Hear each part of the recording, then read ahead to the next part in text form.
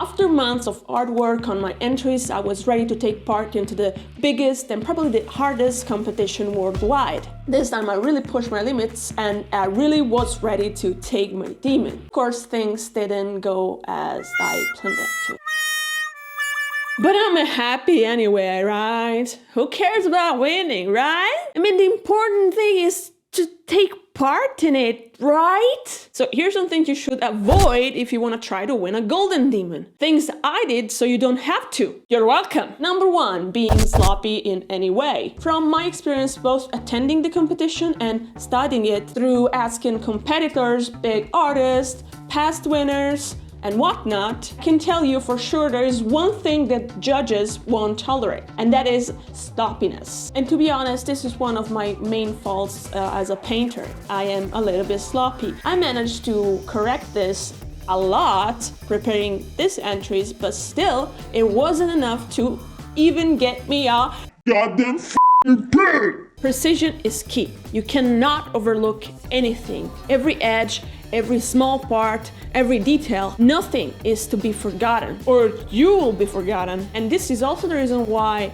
being daring with painting techniques like OSL or freehand might be your downfall. Which brings me to number 2, overdoing it. Since technical precision is something very important for the judges, as far as I understand it, the more you try to impress them by adding complexity to your model, the more you run the risk of incurring in mistakes or imprecision. Of course, it's cool for the judges to see freehands, OSL, version, sculpting, and NMM and other stuff like that. But if you're not completely sure that you can execute these techniques well enough or better, perfectly enough, that will really work at your disadvantage and penalize you a lot with the judges. So you don't want to do that, right? As we saw from the Slayer Sword winner in Adepticon Golden Demon, simple is better. And this is especially true if you're not doing something because you want to do it, but because you want to impress the judges. Number 3, not finishing your model completely. My idea and my intention at the beginning was to bring another entry, not just a squad, taking a model that I've already painted, pushing it towards the Golden Demon level as much as I could.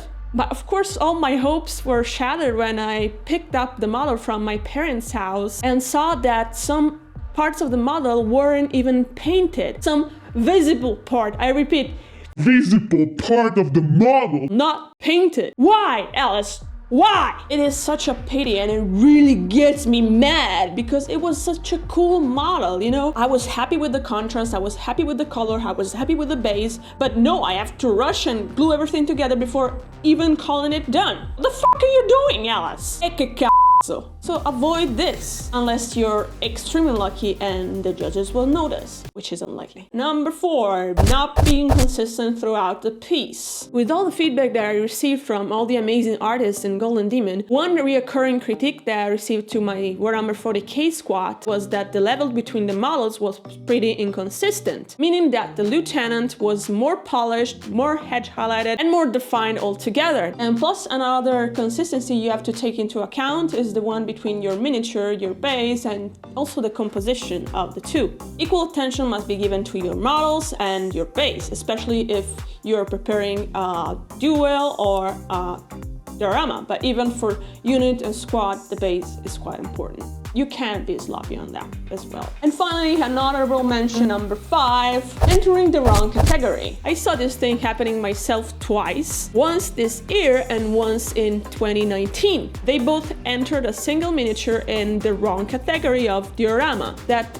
in my opinion, should have been in the single miniature or open category. If I remember correctly, they both had a really cool painted model and a really cool base, but the base couldn't keep up with the quality and the storytelling and the composition of the diorama category. And an extra tip is remember that you can't really choose a category based on the level of attendance because that changes a lot between years. You might think that, oh, 40k squad was full, I'm not entering. Next time I'm entering single, and next time single will be full. You can predict these things.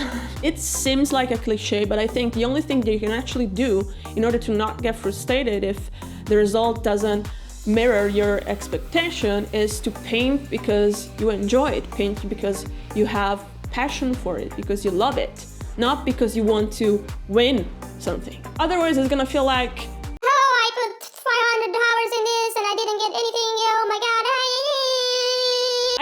I get it, it's frustrating. I spent 2 months on the thing myself, but do you see me cry? Okay, I didn't get anything. I didn't even get a pen, but actually I did get a lot in other ways. Had the chance to meet my favorite creators like Guy from Midwinter Minis and Smikido. I bowed to my favorite mentors, artists, and masters. I met new people, made new friends, and I also got the chance to see some old friends who are pretty far away but very close to my heart. On Sunday I had the chance to get many artists to give feedback on my miniatures, what did work and what didn't work, which was a really enriching and growing experience. I had the chance to see my Italian master Luciano Rossetto go on stage and pick up a golden demon, which by the way kinda made me tear up a bit.